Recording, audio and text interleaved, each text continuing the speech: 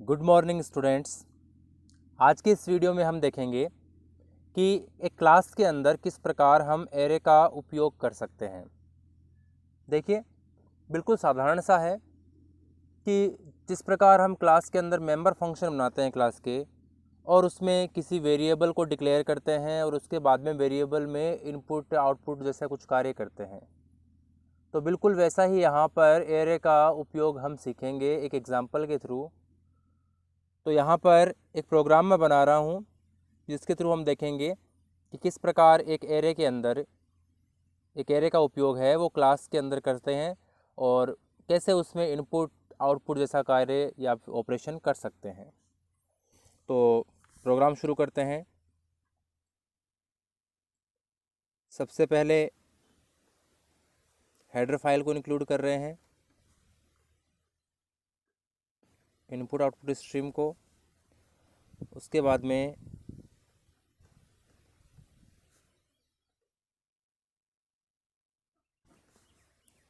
Class बनाते हैं हम। क्लास का नाम रख देते हैं डेटा।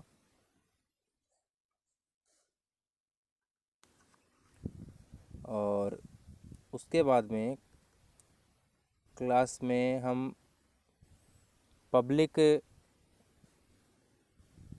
अनुभाग शुरू करते हैं। यहाँ से देखिए, ये पब्लिक अनुभाग क्या है। ये एक एक्सेस मॉडिफायर या एक्सेस स्पेसिफायर इसको कहते हैं। 3 प्रकार के होते हैं ये, पब्लिक, प्राइवेट, प्रोटेक्टेड, जो आपको मैं इस वीडियो के लास्ट में बताऊंगा अभी। तो इतना भी जान लीजिए कि जो ये एक्सेस मॉडिफायर होते हैं ये एक तरह से एक कार्य क्षेत्र को निश्चित करते हैं कि जो भी क्लास के अंदर हम मेंबर फंक्शन बनाएंगे या डेटा मेंबर बनाएंगे, उसका कार्य क्षेत्र कहाँ तक है या वह क्लास में कहाँ पर उपयोग में आ सकता है। तो पब्लिक अनुभाग में हम यहाँ पर फंक्शन प्रोटोटाइप बना रहे हैं। और जैसा कि आपको पता है कि फंक्शन प्रोटोटाइप में फंक्शन का रिटर्न टाइप होता है, फंक्शन का नाम होता है, और उसके यदि आर्गुमेंट हैं तो वो होते हैं, फंक्शन की बॉडी नहीं होती। तो यहाँ पर हमने गेडेटा नाम का फंक्शन है उसका एक प्रोटोटाइप बनाया है, और दूसरा प्रोटोटाइप हम बना रहे हैं शो डेटा नाम के फंक्शन का। और यहाँ पर हम क्लास को समाप्त करते हैं। अब देखिए क्या है इसमें कि जो डेटा नाम की क्लास हमने बनाई उस क्लास के अंदर और हमने फंक्शन का प्रोटोटाइप बनाए हैं, एक तो गेट डेटा का और एक शो डेटा का। और प्रोटोटाइप यदि बना दिया हमने क्लास के अंदर और क्लास ख़त्म हो गई, यहीं पर ही समाप्त कर दिया क्लास को, तो इसके बाद में इन दोनों फंक्शनों को, गेट डेटा और शो डेटा को, क्लास के बाहर इनको वर्णन करना इनका आवश्यक है, इनको एक्सप्लेन करना आवश्यक है। तो क्लास के बाहर इनको एक्सप्लेन करने के लिए हमें लिखना पड़ेगा वॉइड, और उसके बाद में डेटा जो कि क्लास का नाम है वो हमने लिखा। और उसके बाद में ये स्कोप रिजोल्यूशन ऑपरेटर का उपयोग हमने किया यहाँ पर। और फिर लिखेंगे फंक्शन का नाम, आर्गुमेंट है नहीं इसका।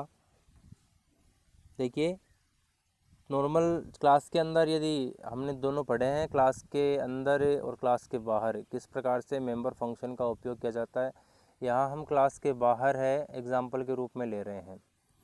तो क्लास के अंदर फंक्शन का प्रोटोटाइप बना दिया, क्लास के बाहर वर्णन कर रहे हैं। तो यहाँ पर ये जो लिखा है डेटा और स्कोप रिजोल्यूशन ऑपरेटर, ये दर्शाने के लिए है कि ये जो फंक्शन हम बना रहे हैं ये कौन सी क्लास से संबंधित है। ओके, अब इस फंक्शन में लिखते हैं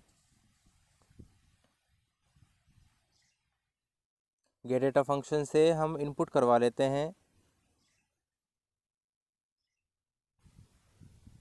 पहले इसके अंदर एक एरे बना दें। ये हमने एक एरे बना दिया, इंटीजर प्रकार का एरे बनाया है। एरे का नाम ए है और साइज है 5।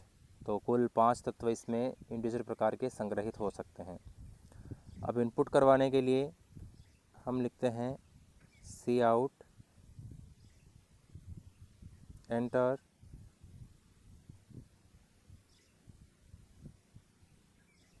Elements of array.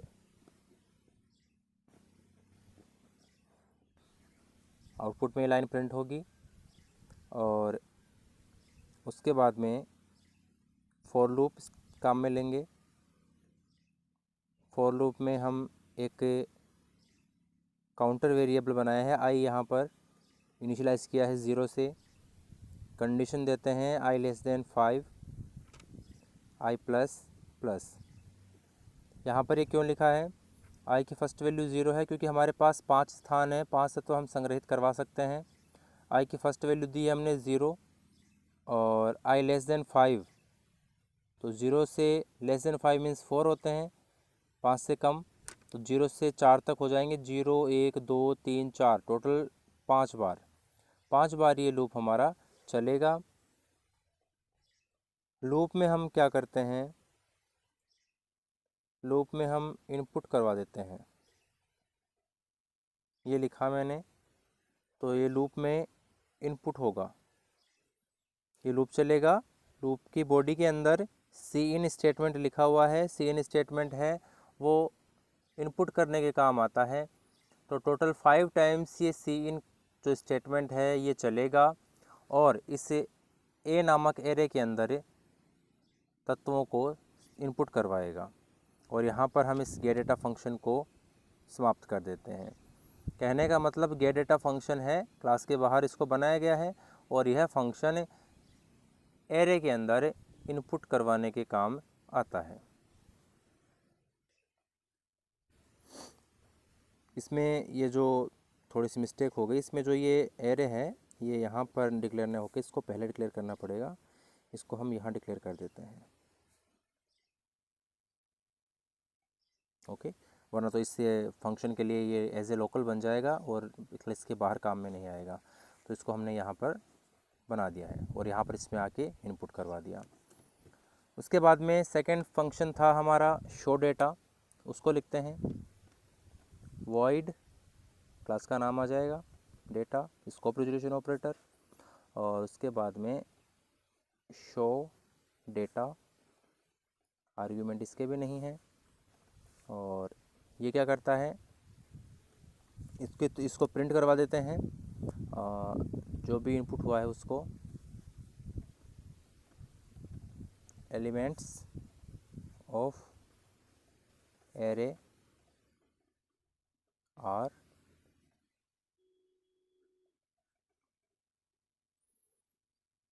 और अब हम इसको प्रिंट करवाएंगे। तो फिर से हमें फॉर लूप काम में लेना होगा। Int I equal 0 I less than 5 I plus plus. बिल्कुल सेम वही 5 टाइम्स ये लूप चलेगा। पहले हमने सी इन लिखा था लूप के अंदर तो इनपुट हुआ, इस बार हम सी आउट लिखेंगे और हम इसको प्रिंट करवा देंगे।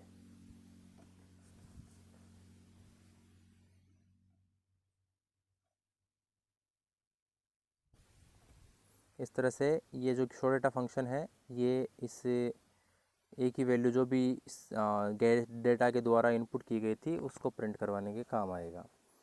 और उसके बाद में हम मेन फंक्शन शुरू करते हैं। यहाँ पर मेन फंक्शन के अंदर हम ऑब्जेक्ट बनाएंगे। तो डेटा क्लास बनाते हैं। डेटा क्लास का जो ऑब्जेक्ट बनाया हमने, जैसे डी बना दिया, डेटा डी, तो डेटा क्लास का नाम है, डी इसका ऑब्जेक्ट है।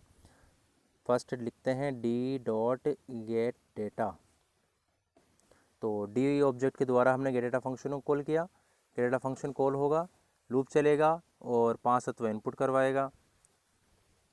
फिर डी डॉट शो डेटा लिख देते हैं, तो ये क्या करेगा, शो डेटा फंक्शन कॉल होगा और उससे इसको जो तत्व हैं एरे के उनको प्रिंट किया जाएगा। इस प्रकार हमारा ये प्रोग्राम कार्य करेगा। अब देखते हैं इसका आउटपुट क्या आता है।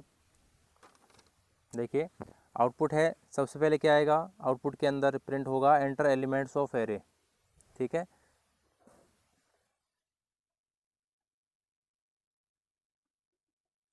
सबसे पहले आएगा एंटर एलिमेंट्स ऑफ एरे, और उसके बाद मान लीजिए हमने प्रिंट कर दिया 2 4 6 8 10, ठीक है, इनपुट हो जाएगा। और जैसे ही हम डी डॉट शो डेटा के द्वारा शो डेटा फंक्शन को कॉल करेंगे तो प्रिंट हो जाएगा एलिमेंट्स ऑफ एरे आर, और नीचे ये फिर से जो भी ए नामक एरे में तत्व होंगे वो प्रिंट हो जाएंगे। ये हो जाएगा इसका आउटपुट। Thank you.